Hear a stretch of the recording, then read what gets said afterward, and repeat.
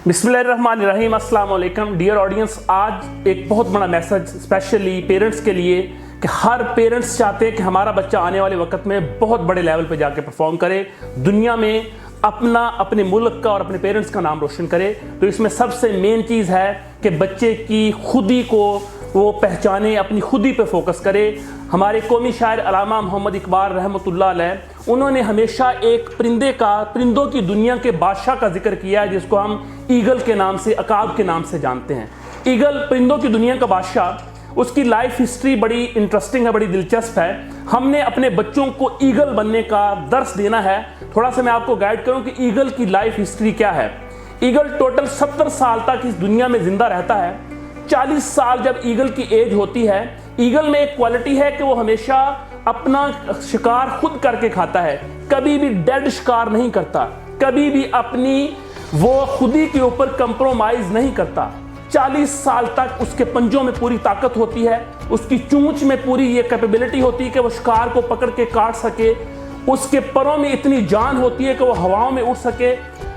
जो ईगल है वो कभी मुश्किलात से घबरा के छुप के नहीं बैठता। अगर तूफान उसकी ज़िंदगी में आ जाए तो वो तूफान में अपने घोंसले को छोड़ता है और तूफान की अगेंस्ट एंटी डायरेक्शन में फ्लाइट करना शुरू कर देता है, और इतनी पावरफुल फ्लाइट उड़ता है कि वो तूफानों की हवाओं से ऊपर निकल जाता है और ऊपर जाके फिर तूफान को एंजॉय करता है। तो इकबाल ने बच्चों को हमेशा ईगल बनने का दर्स दिया। ईगल की एज जब 40 साल की होती है तो उसके पर भारी हो जाते हैं, परों की वजह से उसकी चोंच थोड़ी कमज़ोर पड़ जाती है, वो अपने शिकार को प्रॉपरली काट नहीं सकता, उसके पंजे कमज़ोर हो जाते हैं, वो प्रॉपरली अपने शिकार को क्लच नहीं कर सकता। अब उसके पास 2 ऑप्शन होते हैं 40 साल की उम्र में। नंबर 1 ऑप्शन उसके पास ये होता है, या तो अपनी खुदी पे कंप्रोमाइज कर ले और जाके डेड किया हुआ शिकार खाए, या फिर पहाड़ की चोटी पे चला जाए और अपनी चोंच के साथ अपनी लाइफ को एंड करने की कोशिश करे। तो वो सेकंड ऑप्शन को लेता है, पहाड़ की चोटी पर जाता है, अपनी चोंच के साथ अपने पुराने भारी पर उनको नोच के निकाल देता है, अपनी चोंच के साथ अपने कमजोर पंजों को खींच के तोड़ देता है और एंड पे अपनी चोंच को पत्थर के ऊपर मार के तोड़ देता है। ये प्रोसेस उसकी लाइफ का 150 डेज का होता है।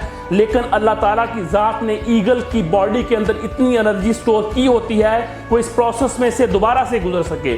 वो उसकी अल्लाह ताला की तरफ से 150 डेज में दोबारा से नए पर निकलते हैं, दोबारा से उसके नए ताकतवर पंजे निकलते हैं, दोबारा से उसकी चोंच निकलती है और 150 डेज के बाद वो एक नई फ्लाइट उड़ता है। नई फ्लाइट उड़ने के साथ वो खुद ही अपने पे कंप्रोमाइज किए बगैर खुद से अपना नया शिकार करता है और दोबारा से उसको खाता है और आगे 30 साल जिंदगी गुजारता है। तो तमाम बच्चों को भी मैं पेरेंट्स को ये मैसेज देना चाहता हूँ कि हमने ईगल बनने का दर्स देना है। उनको बताना है कि बेटा कभी अपनी ईगो के ऊपर, अपनी खुदी के ऊपर कंप्रोमाइज नहीं करना, अपनी दुनिया आप पैदा करनी है, अपनी लाइफ में बोल्ड डिसीजंस लेने हैं, फैसले करने हैं, जिसकी बुनियाद के ऊपर एक खुदी वाली कामयाब जिंदगी गुजारनी है। शुक्रिया।